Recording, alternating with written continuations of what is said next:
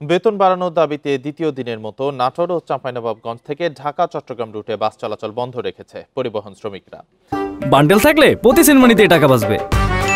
বিকাশ send money bundle কিনে জিতুন প্রতি লেনদেনে। তবে স্বাভাবিক রয়েছে অভ্যন্তরীণ রুটের বাস চলাচল। দূরপাল্লার বাস বন্ধ থাকায় দুর্ভোগে পড়েছেন যাত্রীরা। বেতন বাড়ানোর দাবিতে সোমবার থেকে কর্মবিরতি শুরু করে ঢাকা চট্টগ্রাম ও কক্সবাজার রুটের বাস চালক, সহকারী ও সুপারভাইজাররা। বেতন বাড়ানোর বিষয়ে দফায় দফায় বাস মালিকদের সাথে আলোচনার পরও কোনো সমাধান না হয় বাধ্য হয়েই বাস চলাচল বন্ধ করে দিয়েছেন তারা। দাবি আদায় না হওয়া পর্যন্ত এসব রুটে বাস চলাচল বন্ধ রাখারও ঘোষণা দিয়েছেন বাস চালকরা। এক টিপে নামা উঠায় 3 দিন লেগে যায়। কোম্পানি তো আমাদেরকে ওই পরের দিনের টাকাটা দেয় না, আমরা পাইও না। তাইলে আমাদেরকে একটা টিপে যদি এত কম বেতন দেওয়া হয় আমাদের তো পোষায় না। চাপাই থেকে চট্টগ্রাম গাড়ি চালায়, কিন্তু আমাদের যে বেতন দেয় এই বেতনে আমাদের সংসার চলে না। আমরা এসে 2 দিন 3 দিন করে বসে থাকি। এ নিয়ে জানাতে চাঁপাইনবাবগঞ্জ থেকে আছেন সহকর্মী ফয়সাল মাহমুদ। ফয়সাল মাহমুদ, এই দুইটি রুটে বাস চলাচল বন্ধ থাকায়, দূরপাল্লার বাস চলাচল বন্ধ থাকায় আসলে কি দুর্ভোগ হচ্ছে এবং বাস মালিকদের সাথে আন্দোলনকারীদের কোনো আলোচনা এরপরে হয়েছে কিনা কর্মবিরতির পরে?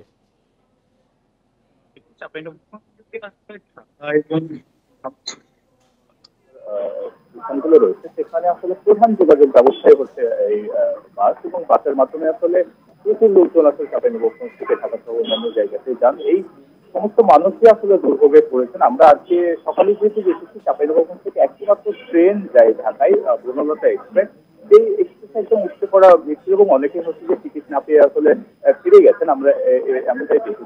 আসলে একেবারে দুর্ভোগে, মানে হঠাৎ করে আসলে এই কর্মবিরতির কারণে দুর্ভোগের মধ্যে পড়েছে চাঁপাইনবাবগঞ্জের মানুষ। তারা একেবারে খন্ড খন্ড ভাবে হয়তো কেউ প্রথমে রাজশাহী, তারপরে নাটোর, তারপরে বগুড়া হয়ে ঢাকায় যাচ্ছেন, এমন ভাবে আসলে ঢাকায় পৌঁছাচ্ছেন। আর আপনি যদি বলছিলেন যে আসলে মালিক পক্ষের সঙ্গে আন্দোলনকারীদের কোনো আলোচনা হয়েছে কিনা, আমরা আসলে চাঁপাইনবাবগঞ্জের যে আন্দোলনকারীরা রয়েছে, অর্থাৎ বাস চালক সহ তাদের যে নেতৃবৃন্দ রয়েছে, আমরা তাদের সঙ্গে কথা বলে এসেছি। তারা জানিয়েছেন যে তারা বারবারই আসলে মালিকদের সঙ্গে যোগাযোগ করার চেষ্টা করেছেন এবং মালিক পক্ষ আসলে 21 তারিখে আসলে তাদের সঙ্গে বসে একটি সমাধান করতে চেয়েছিলেন। সেই তারিখটি হঠাৎ করে বদলে দেওয়া হয় এবং মালিক পক্ষ থেকে বলা হয় যে 7 তারিখের পরে তাদের সঙ্গে আলোচনা করবে।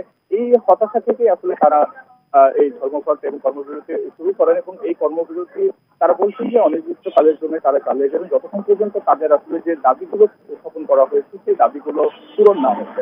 আমরা যেটা জেনেছি যে এরই মধ্যে আসলে সবচেয়ে জটিল যে পরিস্থিতিতে দাঁড়িয়ে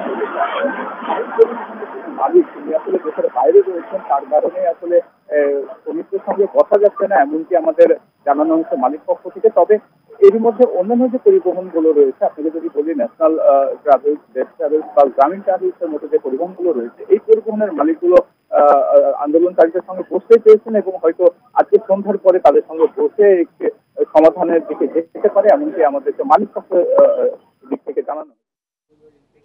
নাটোর ও চাঁপাইনবাবগঞ্জ থেকে ঢাকা চট্টগ্রাম রুটে বাস চলাচল বন্ধ রয়েছে, এ বিষয়ে জানাচ্ছিলেন সহকর্মী মোস্তাফিজুর রহমান।